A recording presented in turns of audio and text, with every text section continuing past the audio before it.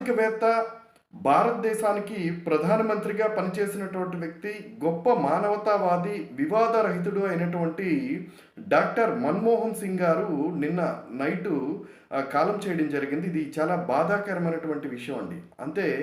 ఎందుకంటే ఈరోజు భారతదేశం ఇంత ఉన్నతమైనటువంటి స్థానానికి చేరుకోవటానికి తన శక్తి వంచన లేకుండా కష్టపడినటువంటి వ్యక్తి డాక్టర్ గౌరవనీయులు మన్మోహన్ సింగ్ గారండి.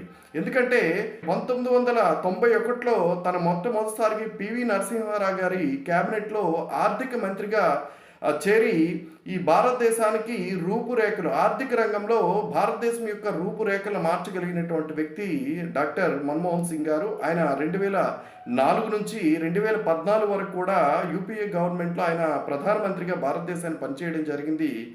గొప్ప వ్యక్తి, గొప్ప మానవతావాది. ఇలాంటి వ్యక్తులు నుంచి మనం